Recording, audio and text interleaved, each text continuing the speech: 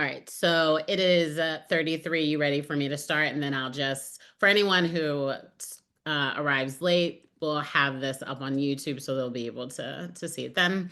Fantastic. Gonna go ahead and start. Good evening, and thank you for joining us for the final installment of our city budget webinar series. Over the last few months, we've broken down how the budget works, how decisions get made, and where residents have a say. Tonight, we're going to be taking a closer look at the budget that was just passed, $6.8 billion plan, with some big shifts and standout moments worth unpacking. So there's going to be four main areas that we're discussing. The first area is big budget decisions. So that's going to specifically address the home initiative and changes to the tax structure. The second big bucket is labor and contracts, including the DC 33 strike and how it shaped the conversation.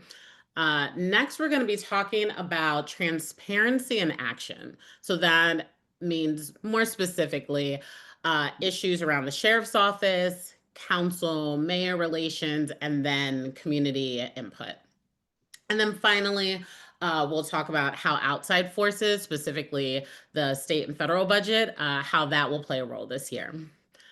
Overall, our goal tonight is to connect the dots between the numbers and what they mean for you, and to make this process hopefully feel a little more accessible, whether you're deeply involved in advocacy, curious about where your tax dollars go, or just trying to make sense of how Philly works. I'm joined tonight by my colleague, Andrew McGinley, who's been helping to lead this series, and he's going to walk us through what stood out. Andrew, would you like to say a few words before we jump in? Just want to say thanks to everyone for joining us again for this wrap up session. Clearly, people want this information. I'm glad we're able to provide it. And there's a lot of interesting things to talk about. I look forward to questions from the audience. I will note a lot of our information, we rely on really high quality reporting that we get here in the city of Philadelphia. The Inquirer is a great resource for figuring out how all these different pieces together. So I just wanted to flag that their information is really incredibly valuable to this work, the Philadelphia Inquirer. Yeah, and we will definitely be sharing a few additional places where you can learn more with some of our topics. And just a reminder, please feel free to drop your questions in the chat at any time. We've left 10 minutes at the end for a Q&A, and we would love to hear what's on your mind, and we'll make sure to follow up to everyone who's registered if we run out of time. So, no further ado, to begin tonight's conversation, because we have so much to tackle, we're going to break down the three major components of the budget. So, first, we'll do the home initiative, a landmark 800 million investment in housing, then a mix of tax changes, some that offer a modest relief and others that restructure how revenue is collected. And then lastly, we'll do a comparison year over year, both in terms of like content and process. All right, so home, housing opportunities made easy. Love the name. So this is the centerpiece of the budget. It's a multi-year, $2 billion housing strategy anchored by those 800 million in bonds. The first 400 million is expected to be issued this fall, with programs rolling out over time. And the plan includes funding for affordable homeownership, basic home repairs, rental assistance, and it comes with new oversight provisions that require council to revisit the funding annually. So of course, Andrew, anything that anywhere I'm a speaker, if I leave anything out, please correct me. But my first question to you. So this initiative represents one of the largest single purpose investments that we've seen in years, but the funding is spread out over time. I think Council President Kenyatta Johnson in his questioning had said, I have a 10-year-old son. By the time we're finished with this, he'll be 30. Like, what is going on? So we definitely long lifespan here. How should we be thinking about the benefits and the limits of tackling housing in this way, specifically through like bond financing? Yeah, it's a great question. I think it's important to start a little bit with like setting the context about what these programs are, because $800 million sounds like a lot of money. It is a lot of money, of course. Hmm. Hmm. And maybe we'll start with that and then move into like the borrowing piece and how that all works. So, Mayor Parker has articulated a goal of building and preserving 30,000 units of housing in the city of Philadelphia. That's an ambitious goal. And I think it's an ambitious goal because it's a big problem, right? We know that housing stability and affordability is a challenge for Philadelphians. People need to be able to stay in their homes that they own, and we need more opportunities for new people to enter the market. So, what she did is what her plan has done and what council has ultimately bought into. They're investing in three key programs. The first, being basic systems repair. That is essentially exactly what it sounds like. This is a city-run program that provides grants to owner-occupied homes. So it has to be, you have to be living in the home, but that's everything from getting plumbing and heating fixed, structural carpentry, and roofing. And if you think about that program, it's a really smart investment, right? Because if we can keep someone in their home by giving them $5,000 or creating a loan of $5,000, depending on the circumstances, that has huge dividends. One, a family is preserved. A home is how a lot of people build wealth over generations. And also, if they cannot maintain that home, it can become a blight on the community, right? So that sort of those smaller investments in individual people have huge dividends for the entire community and the city as a whole. The next is the Turn the Key program, and that is a new housing development program. So we're building new housing on city-owned land. And that's a big investment in that program, working with private developers and nonprofit developers to build new housing, market rate housing based on the median income in that neighborhood. So I think it's like $83,000. So this is not low income housing. This isn't luxury housing. This is sort of workforce housing in some ways, might be a nice way to think about it. Like this is something that a new family should be able to get in the city of Philadelphia, a new home that's safe, secure, has all new systems and is environmentally friendly. And then finally, Philly First Home, that is a program that helps new home buyers. So first time home buyers get an assistance grant of up to $10,000. Actually, this is a similar program. I'm not exactly sure if it's the exact same program, but back when I bought my house in Kensington in 2010, this was a program I was able to take advantage of as someone who was purchasing their first home. And it provides a lot of money that's really helpful for those like down payment costs if you're purchasing a home. So those are sort of the three key areas, really worthy investments to help secure housing for Philadelphians long term. There are obviously costs, right? This is a bond. We're borrowing money, and borrowing money costs money, right? The Inquirer did an estimate, and they're estimating that it'd be about $65 million a year of payments over 20 years Hmm. in principal and interest, right? So that's a lot of money. And if we look at the city budget now, debt service is a large piece of our funding, right? We need to pay for money we've borrowed. Bond issues are a part of city government. And we are paying back loans. I think we're wrapping up paying back some loans that were all the way back in the Rendell administration, so in the 90s. There are long-term costs there, but it is a way to make these big investments at a time when the city really needs them. Hmm.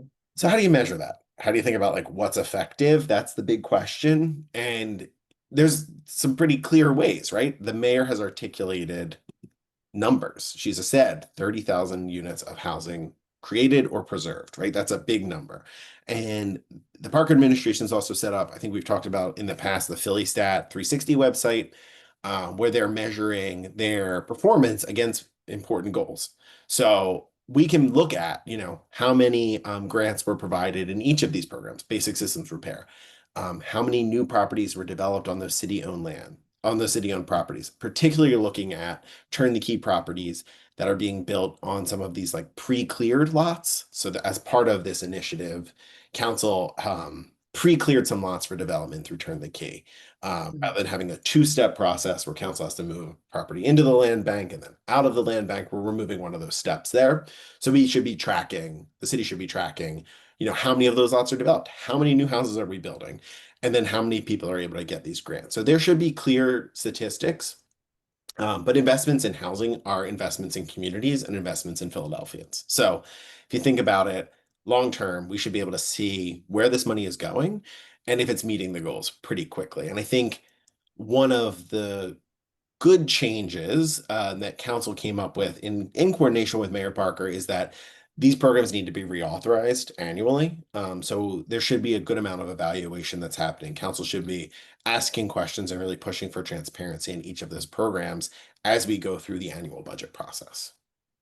That is so helpful in terms of the second question that I was going to ask, but you've already answered, is just how should residents and advocates be watching and tracking this over the years? And definitely to learn even more about the three different programs that you spoke of already. We definitely recommend people to visit the city's data hub. Again, that's the Philly Stat 360. The home initiative is right on the homepage. Just to make it even easier. And it'll continue to have information again about the basic systems repair program, Turn the Key, Philly First Home.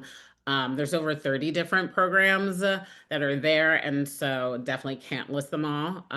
But highly recommend people go there to continue to track. And I'm assuming, Andrew, that what we saw last year with kind of like a state of the city that happened in December, kind of like a wrap up that the mayor did, that we should look forward to more of those year over year and maybe see some pieces of the home initiative addressed. I would imagine, I mean, Mayor Parker has been pretty that's not something that every mayor has done. But typically either in that address or in her next budget proposal, which will be in probably March of 2025, 2026. I would imagine this is a marquee program for the Parker administration for sure. This is their big investment. So I would imagine we'll be getting a lot of data and a lot of information on how it's working. And then the other piece is, there's the second phase of borrowing that would happen in 2027. So For the other 400. for the other $400,000. So council authorized both. Mhm. Only one will go to market in the fall, meaning like we'll get investments, proposals from banks. And the other thing I just want to note there, sorry if I'm No, talking please. too much, is that the No. fiscal health of the city Mhm. allows us to borrow money at a lower interest rate. So the better the finances are for the city, the better our credit rating, the cheaper the money becomes when we have to borrow it. And so that's why it's been important to see investments long term in Philadelphia to improve our fiscal health. The natural counterpart to conversations about expenditures is obviously revenue. So if we pivot over to taxes, the other really big piece here.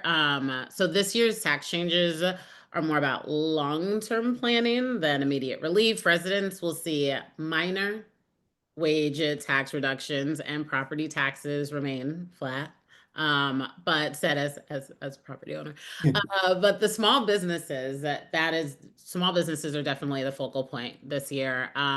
They were affected more immediately by the elimination of the $100,000 BERT exclusion. That change was prompted by legal concerns, and is expected to generate some revenue that the city's then going to redirect into grants and support services. So that is the kind of the context.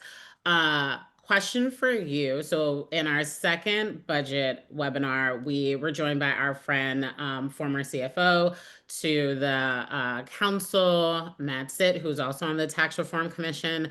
And so we talked a little bit about some of the recommendations for making sure that the tax system was fair and more growth friendly. So Yep. those don't always seem to go in tandem. Can you talk about how closely this year's like enacted changes across those three main revenue places, wage, business, real estate, how those align with the tax reform's recommendations and where they diverge?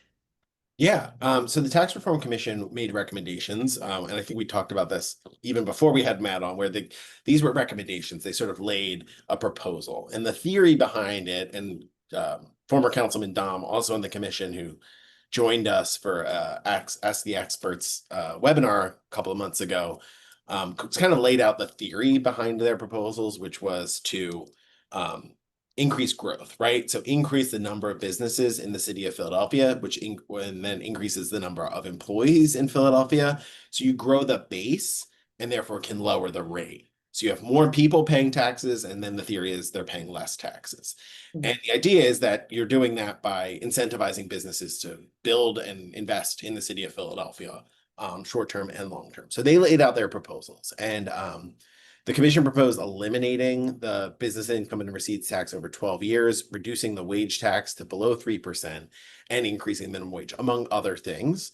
Mhm. And so what ended up happening are a couple of things. One, the city has a roadmap now for these taxes, right? Um, the business income and receipt tax is, the Parker plan that council approved includes a 13-year schedule for reductions within these taxes. So it doesn't do a huge change this year, but it Mhm. does adopt a plan for the next 13 years of taxes. And we've seen mayor after mayor, year after year, chip away at things like our BERT tax and our wage tax. And so what the plan for the next 13 years is, that tax on net income will go from 5.8% to 5.7% next year, but over time will fall all the way to 2.8% by 2039. That is a ways away, but that's an important schedule that we have out. And then the tax, Quick yes, question for that, or like clarification for people who are like, Bert, I kind of like Bert taxes. So this is the double tax that businesses have. Can you just give like a quick yeah. overview of that piece? So business pay owners pay a tax on their net income, and then they also pay a tax on their net profits. Hmm. So I believe it started in the 80s. I don't know the exact details, but my understanding was there was a proposal to create one tax, move away from the other, and the city never moved away from the other. So Gotcha. a lot of business owners say that they're taxed twice. Hmm. And so the Tax Reform Commission believes that that's, unfair and anti-growth for the city, and their Hmm. plan was to get rid, to adjust these taxes to make things more fair. So we'll move to 2.8% from a 5.8% in the next 13 years on the net income tax. And then the tax on gross revenue will actually move all the way, will be completely eliminated by 2039. So Oh, that is in line, mhm. largely in line, not exactly what they asked for, but largely in line with what the Tax Reform Commission proposed. Now, to be very clear, like this is law, but it can be adjusted in the future. Mhm. So council can change that in the future if they need to, but it's a big change. And then they also proposed the wage tax moving all the way down to 3%. And by 2030, citizens will pay 3 point. I'm getting into a lot of numbers here. I apologize. By 2030, city residents will pay 3.7% and non-residents will pay 3.39%. So it continue to decrease that wage tax for employees working in Philadelphia. And that's important to know because we have like the largest source of tax revenue does come from wage tax, which is not the same for every city. And for cities comparable in size like Boston, theirs is real estate is their largest tax revenue. So yes, more money in my pocket, please. Yeah, and the reality is, we bring in a lot of money through these taxes, but Philadelphia has fewer businesses per capita than peer cities. Hmm. Uh, for a number of reasons, but this is large, a big reason. Councilman Dom pointed to looking at City Line Avenue when we talk about this and seeing the number of businesses that have just moved just across the city border, because the tax rate is better there for them than it would be being on the city side of the City Avenue.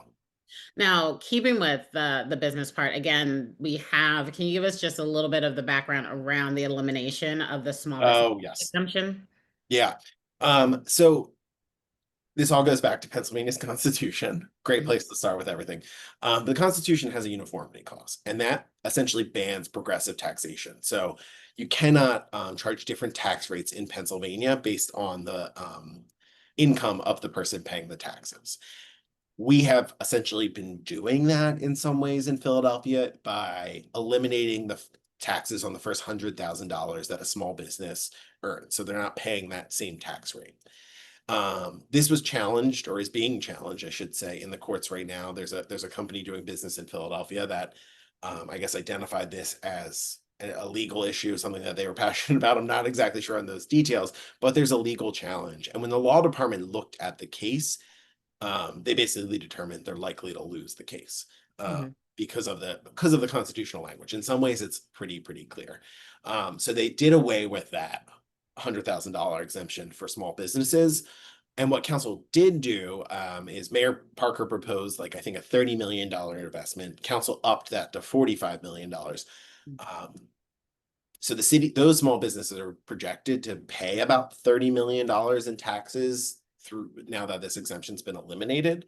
Mhm. And what the city is doing is it's investing in those small businesses in other ways. They can't do away with that, but they can create grants and technical assistance for available just to small businesses, so they're able to offset some of the impact, at least in the short term, for those businesses, while also moving towards a lower rate for everyone in the city over time. So they're investing in a lot of those different programs based on the budget this year, and then we'll see how those continue moving forward.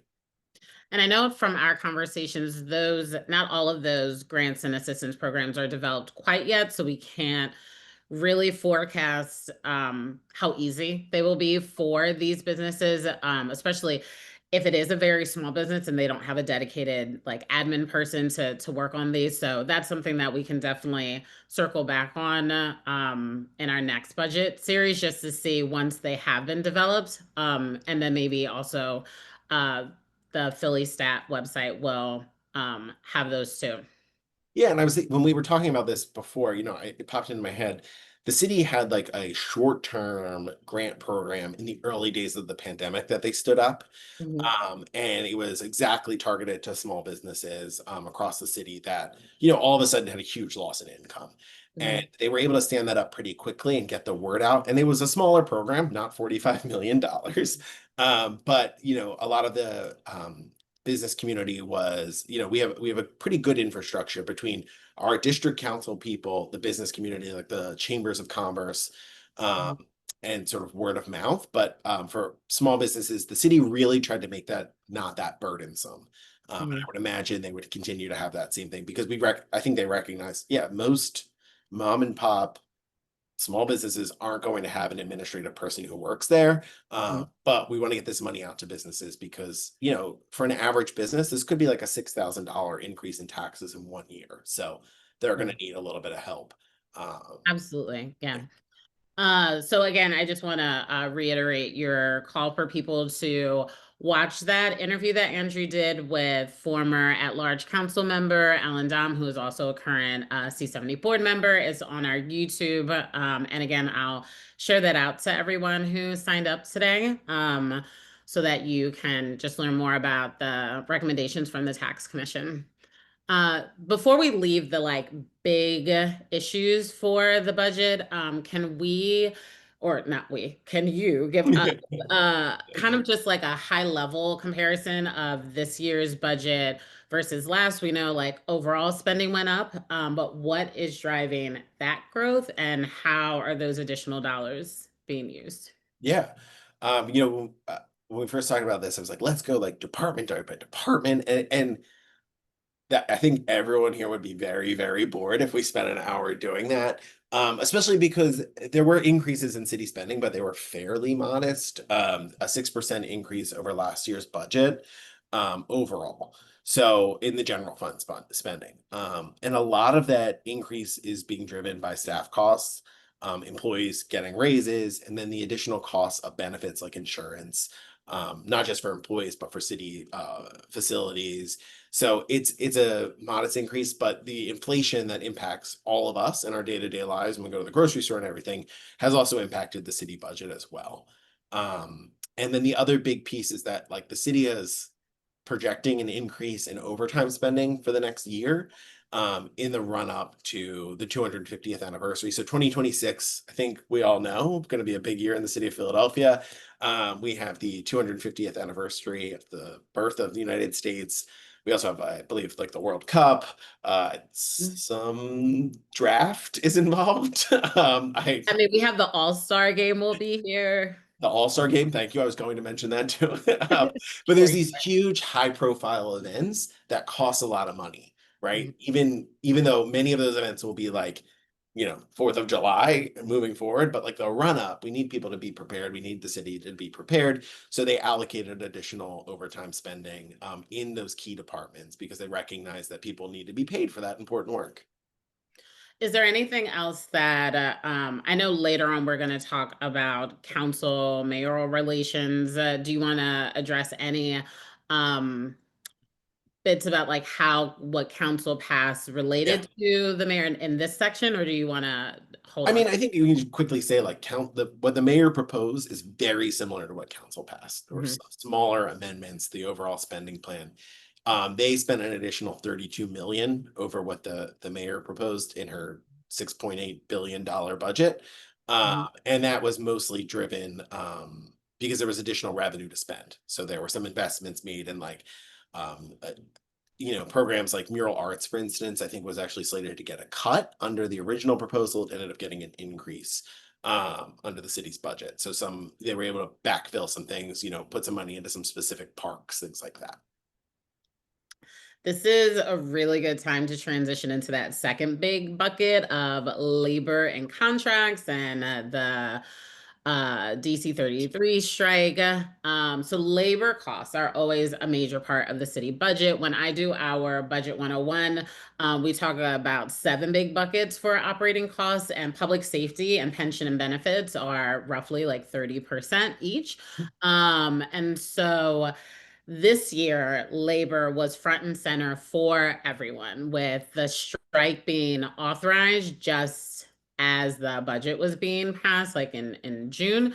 Um, Skip forward to like the final agreement that just happened. There are the across the board 3% raises, a new fifth step.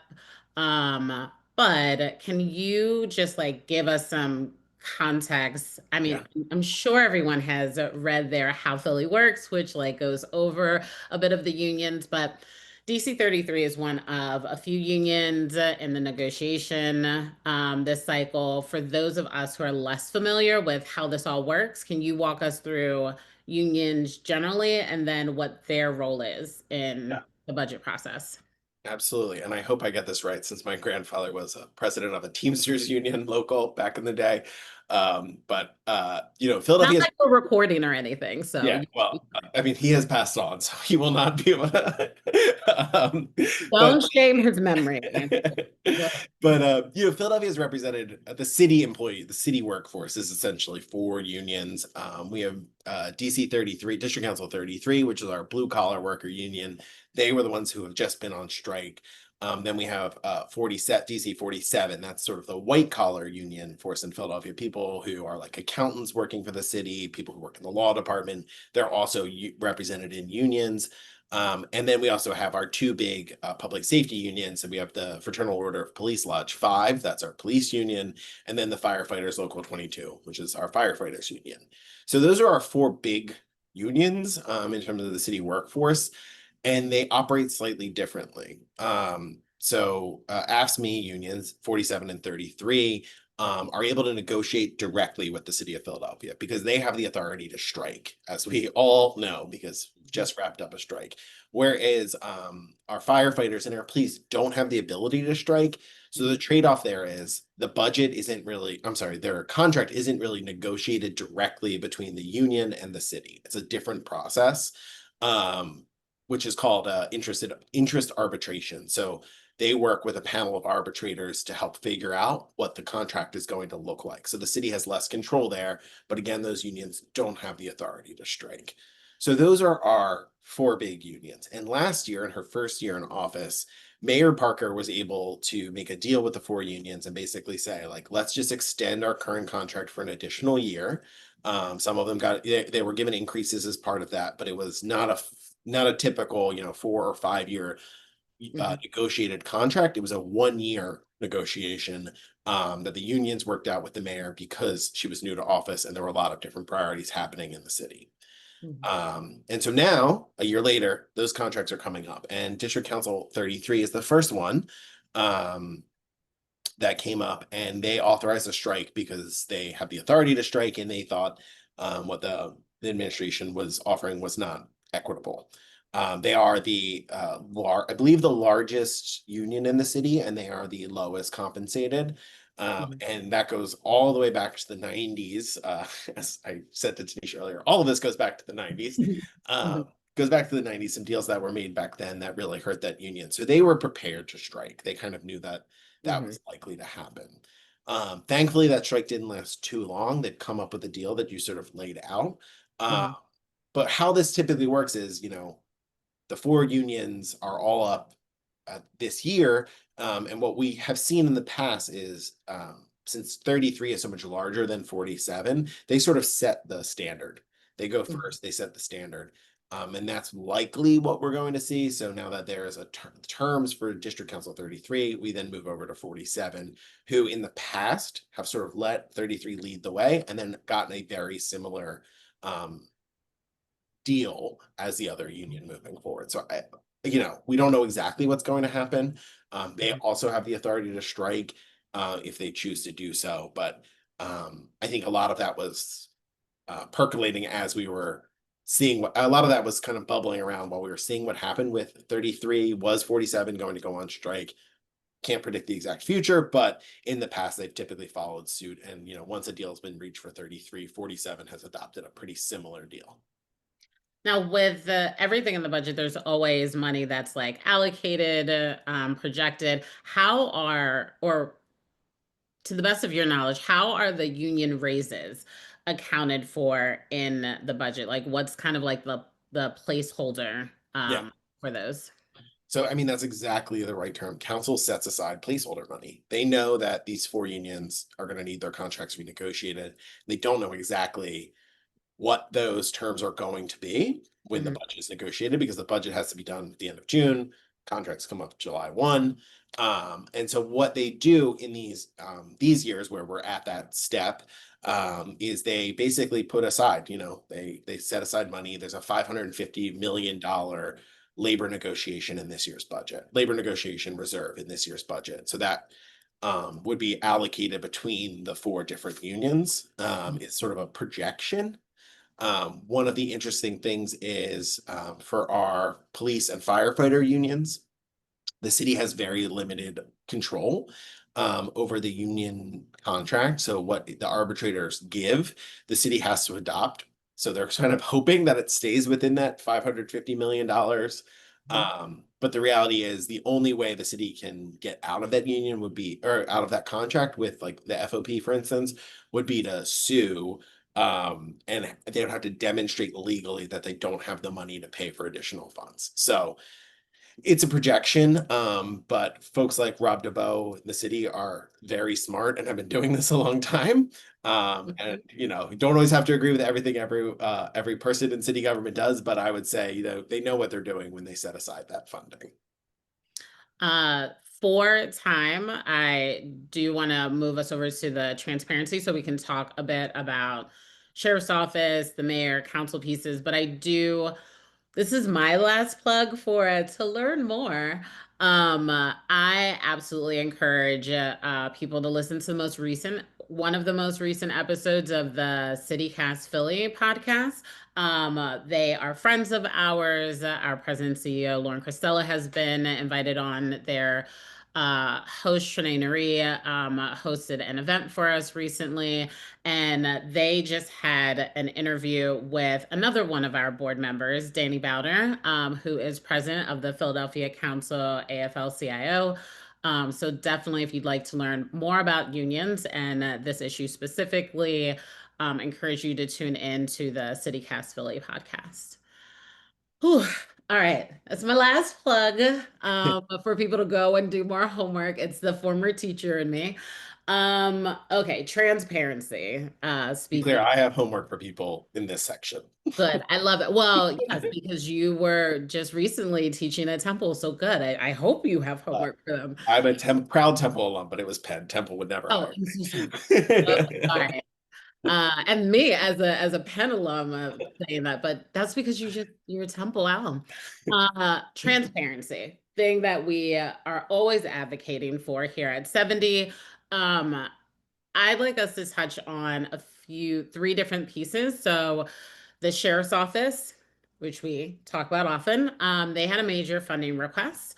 And then I'd like to talk about Mayor Parker and Council President Johnson. Again, you alluded to the Inquirer as like our go-to, and they just did a really great piece on that relationship. And then you talked earlier about mural arts, but I want to talk a bit more in detail about the impact of residents, because we're often talking about and advocating for people to get involved.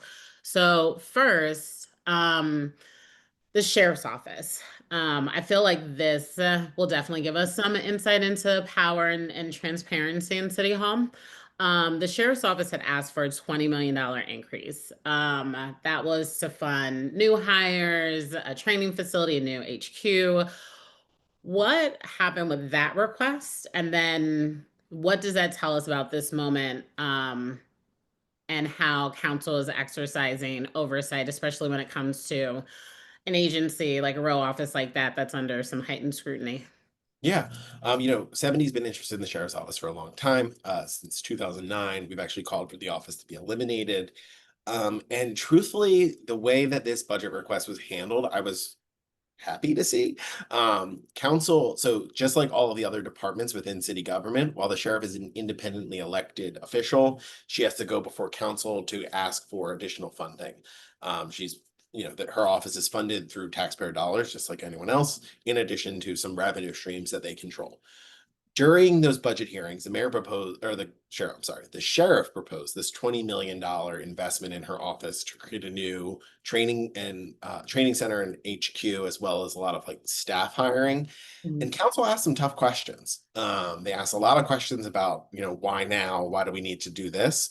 Ultimately, that was not funded. That $20 million request was not funded. But council scrutinized the request appropriately, and asked questions about what the current hiring practices are, what the current staffing levels are, and how could an office. The sheriff proposed like functionally doubling the size of her staff. Uh, With vacancies, right? what's that with While there are currently well, vacancies. there are a lot of vacancies, Mm. and that's a big issue in city government where like council can invest in offices, but then if it takes a really long time to hire, uh, is that investment worth it, right? And so they asked tough questions. They really scrutinized the request and ultimately decided not to do it. She was, I think, largely flat funded. And I was happy to see that because we've issued a report on 40 years of mismanagement within that office. It's on our website. It's a great resource that kind of walks you through all of the different challenges that offices faced over the last 40 years and why we really need council to reform it. So this was a big step and a big difference from last year where that budget presentation and budget hearing was much I don't want to say friendlier because everyone was completely friendly and professional, but much more like deferential to the sheriff than it was this year. Speaking of council, you talks about how you already alluded to the fact that there weren't many changes. I think you had said there was only an increase of about 32 million, and that was the additional revenue that we had to spend. Um, and so not only were there a few changes, but the budget passed by a very wide margin. And the Inquirer article that I had mentioned also said that this, and others have said that this is due to like more of an alignment between mayor and council president. What should we make of that alignment? And does it bode for more efficiency? Does it tell us about trade-offs that are maybe not transparent? That's why this is kind of lumped into this section. What are your thoughts on that? I have a lot of thoughts on this. What are And the appropriate ones for this no, one? all of it, I think actually all of them are appropriate because there are trade-offs, right? Mhm. The mayor and the council president, after the budget was passed by council and signed by the mayor, they held a joint press conference where they really were very, praising of each other and working together. Mhm. Ultimately, I do think that that can be a really good thing for the city, right? We saw that um, when Mayor Rendell was the mayor, he and Council President Street, later Mayor Street, worked really hand in hand to address a lot of the challenges that the city was facing. I told Tanisha my homework. My second piece of homework, the first was to read the sheriff's report. The second piece is to read A Prayer for the City, which is one of my favorite books by Buzz Bissinger that really walks through that that stage in Philadelphia history. But having a mayor and a council president work together, I think can be good. What we saw here is that, it became clear that much of what the mayor proposed in her budget address was coordinated with the council president representing council, right? So there was some communication happening before she walked into council chambers and gave her speech about what council would go along with. Um, Mhm. some people might say that's, less transparent. Other people would say it's more efficient. Government working together can be really good. But that doesn't mean everyone has to be best friends all the time. And I don't think we've seen that sort of dynamic either. Mhm. Especially with the recent strike. I mean, council and the mayor were on pretty different sides there. So it's something that people should be paying attention to. We've seen really good relationships between council presidents and mayors get a lot done. We've seen relationships that were more, I don't know if it's adversarial. They weren't best friends, and people were still able to get a lot of really good things done for the city of Philadelphia. But it's important to remember that we have checks and balances in the system for a reason. Council has a lot of authority, the mayor has a lot of authority, and it's finding the right balance for the people of Philadelphia. And I don't think it's a terrible thing to talk before you're going to give that speech. Mhm. And I think it's appropriate the way council handled a lot of questioning. They were critical of some of the mayor's proposals in those hearings. They asked tough questions and they adjusted some of those big initiatives in order to make sure that it complied with what their wishes. So it could be a really good thing, something that we should all be paying attention to moving forward. Mhm. So the last person that or group that is involved in budget dynamics are residents. Yeah. Part of the reason that we have budget programming and why our friends at the People's Budget Office, they do all of their really impactful work. We had Phoebe Bachman, the facilitating artist for the People's Budget Office in our very first webinar, really encouraging people to know what's in the budget, when they can have their say. Did we see places where residents had an impact and any kind of ideas that we should carry forward into future cycles?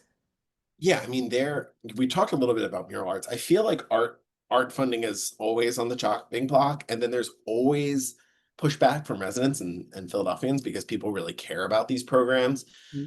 So it's a good example of all the different ways you can engage because it did shape the ultimate outcome of the budget, right? Numbers were adjusted to make sure that those programs not only were flat funded, but the funding was increased year over year. And how that happens is in a lot of different ways. I mean, there are so many different ways to engage in government, and I think I'm a push on all the levers at the same time. Don't put all your eggs in one basket.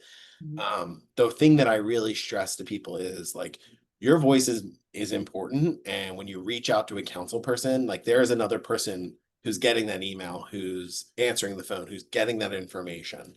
That was my first job in government, right? Was a constituent service rep for a state representative. So you're being responsive to the people, and what is coming in is tracked by those offices. They pay attention to that because they need to hear from residents and they adjust their positions based on that feedback. And we've seen that, in a lot of different areas. But my feedback to people are two things. One, do everything, right? Send emails, make phone calls. If you have the time, go to council hearings, and prepare your testimony. Lean on your neighborhood associations. You might be part of a neighborhood group that has a stronger voice together. If everyone agrees on something, that's a really, really good thing.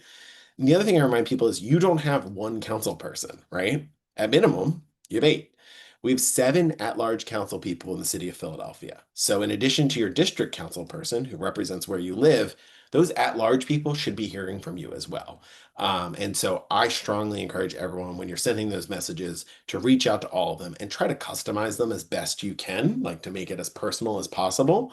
But doing that outreach is helpful. And people often complain about government, and I will say in the last couple of years I've had to reach out even before I was at 70 to district council person's office for some help with a neighborhood thing, and I've always gotten a very responsive staff person who got back to me immediately and actually solved a couple of things that were annoying long-standing problems because I Mhm. picked up the phone.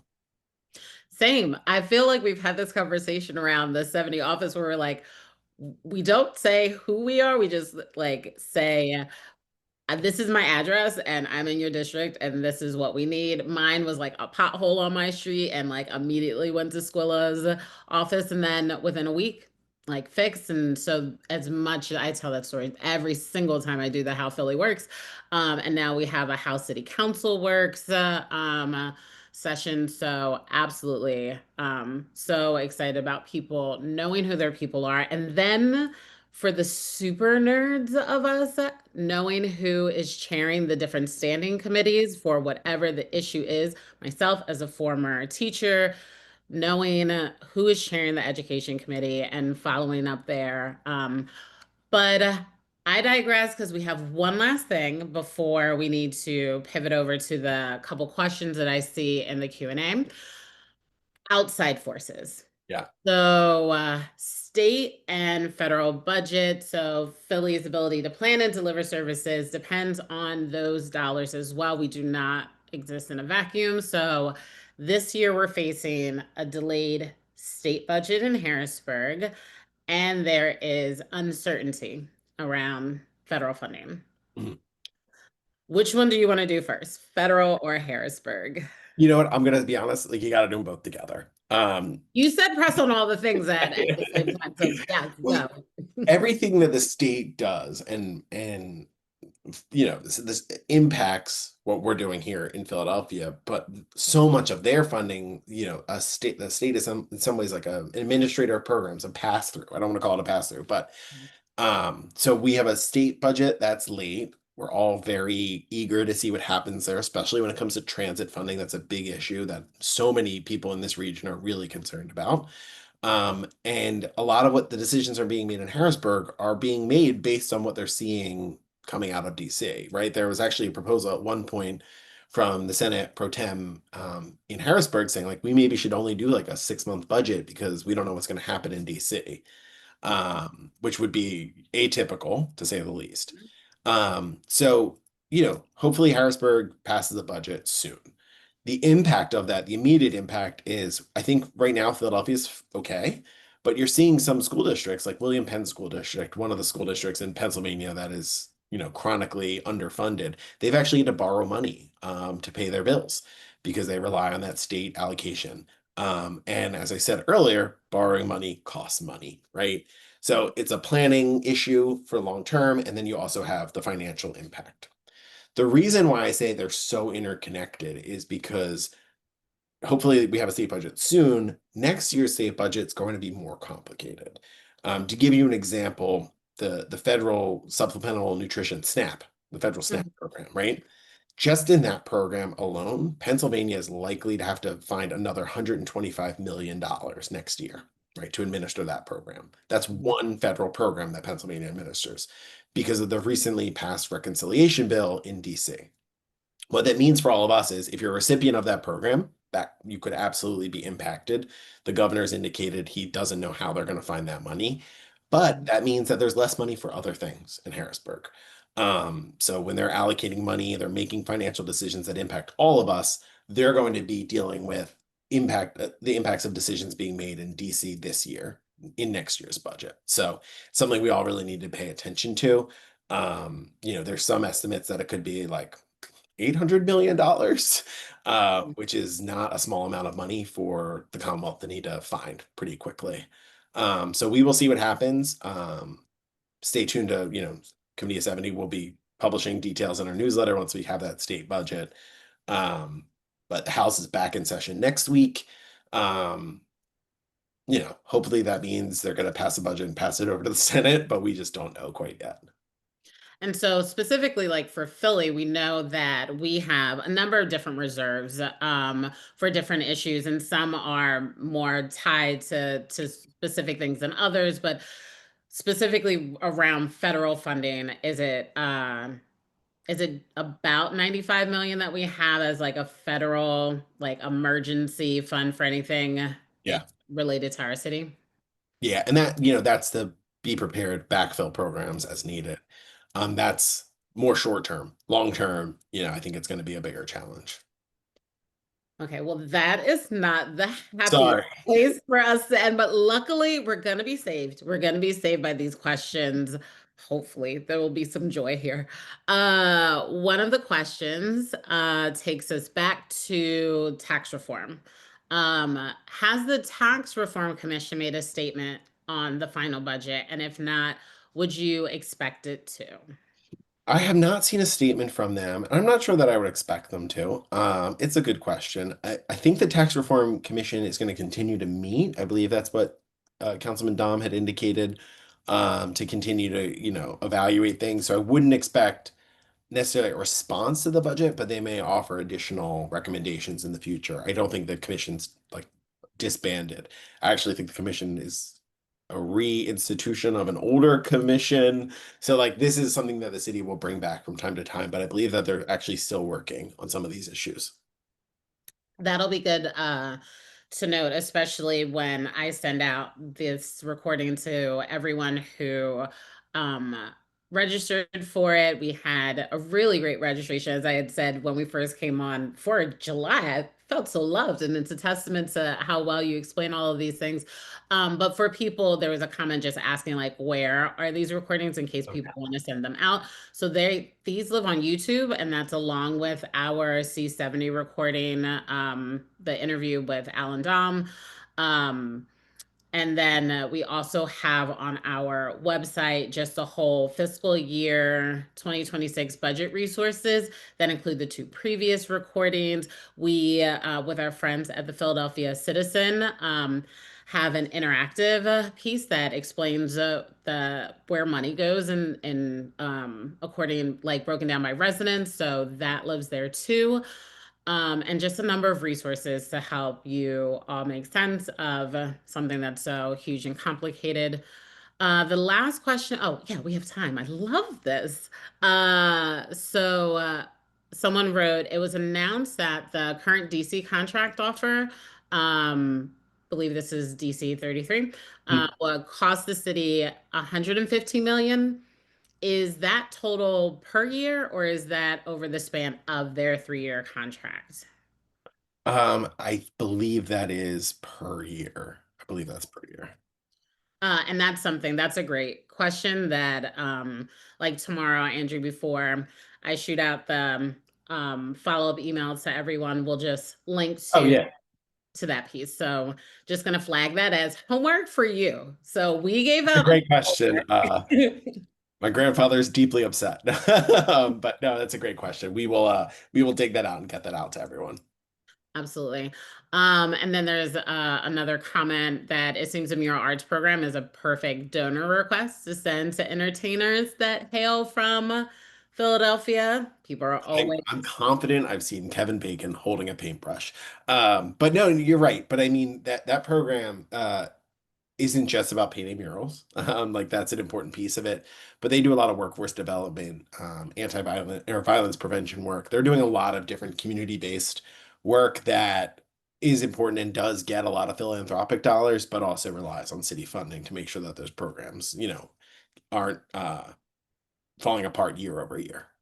And again, the as I mentioned, our first webinar was with Phoebe Bachman, who's facilitating an artist for the People's Budget Office. They do a number of things throughout the entire budget season, including in Love Park, they have an installation there where we had set up to answer questions with them. They have a phenomenal social media presence where they tagged us in a number of just like really clear explanatory language for people to get invested in the budget and what it means for them.